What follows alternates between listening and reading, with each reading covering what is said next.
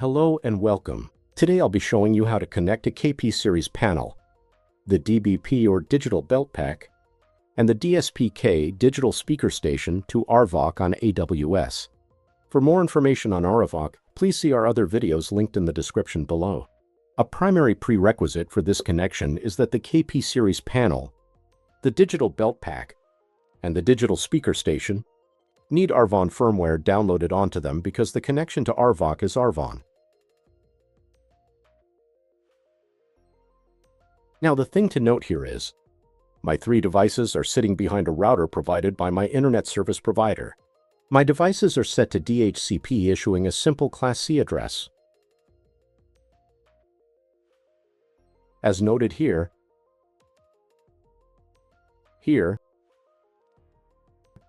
and here. When we attempt to establish connectivity of these edge devices to RVOC, we will be using the public address provided by the internet service provider to that router in the destination address field.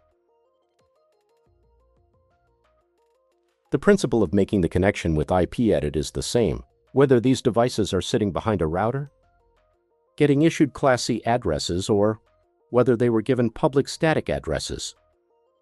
What makes this unique is that our current firmware release of Arvon for the KP series panel, and now the digital belt pack and the digital speaker station, is that we allow these connections to be made behind a router that is using network address translation. Okay, let's get started. So on the RVOC side, we will start with channel 1 and attempt to connect the KP series panel. We will change the audio transport to Arvon. We will then change the destination type to Arvon-KP. Then we put in our public address, in this case issued by our internet service provider. The destination channel will be channel 1, because with our edge devices, the first channel of every device is for matrix connectivity.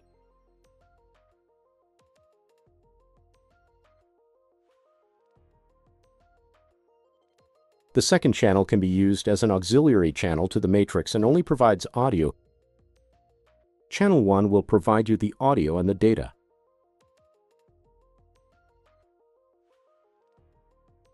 So going back to RVOC, we set our audio transport to Arvon. Set it to Arvon-P. We put in the public address of the router from the internet service provider. Set the destination channel to 1. We can manipulate the codecs if we wish. You have 3 choices.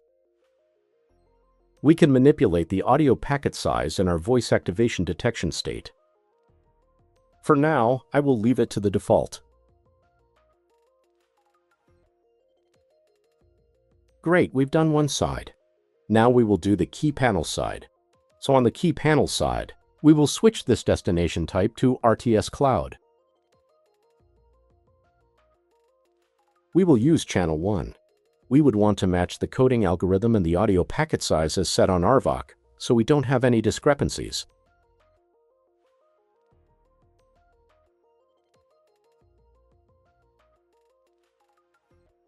And the destination address will be the public address issued by AWS when you do the RVOC deployment.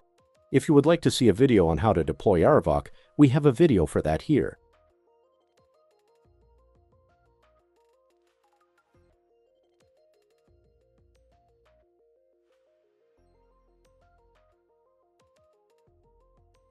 Once these changes have been made, they're in yellow. Yellow means a change has been made but has not been sent.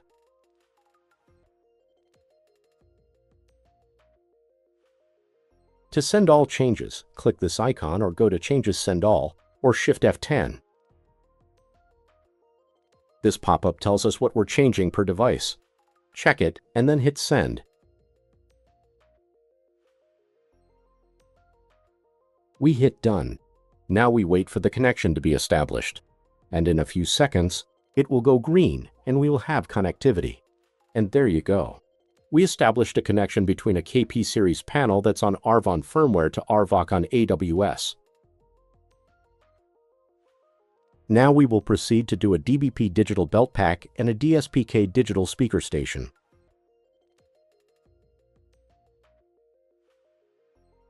We'll start from the RVOC side. We'll go to channel 2. The audio transport is switched to RVON. We will switch the destination type to Digital Belt PACR.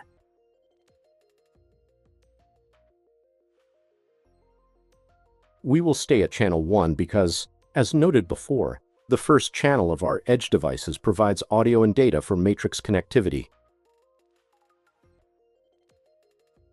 The destination address in this case will be the public address provided by the Internet Service Provider. And that's pretty much it for the RVOC side. We leave our codec algorithm and our audio packet size in VAD as is. Adjust the VAD threshold to -60 dDm. Now, go to the Digital Belt Pack side. We will switch the audio transport to RTS Cloud and put in the AWS-issued public IP address for RVOC.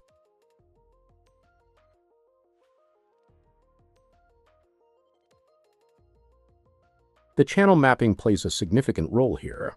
In this case, our destination channel will be 2, because the first channel of the Digital Belt Pack is connecting to the second channel of RVOC, and the second channel of RVOC is connecting to the first channel of the Digital Belt Pack.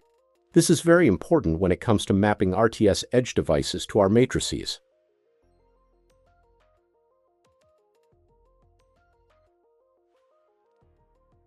As always, both sides are yellow, which means changes have been made but haven't been sent. So we will now send the changes.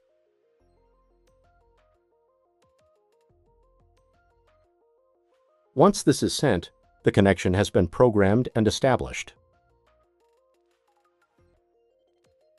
As you can see, RVOC has established connectivity. The principle of what I've done here applies for all RTS IP-enabled devices. It does not matter whether it's Omnia or RVON, the application is the same. So let's proceed to connect the final device, which is a digital speaker station. We start at RVOC, then go to channel 3. The audio transport is RVON. The destination type will be DSPK-R. Change this to channel 1. You can toggle up and down, or on your keyboard just type in 1 and hit enter.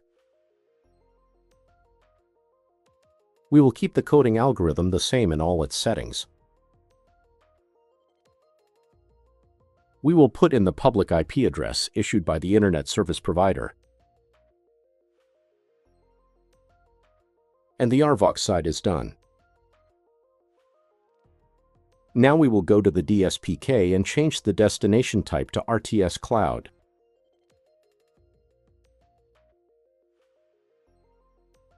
Put in the IP address of the RVOC that was issued by AWS in the destination address field.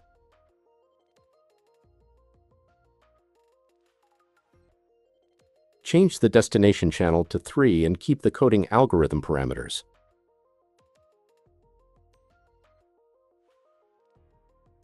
Both sides are now done, and we will just select Send All Changes.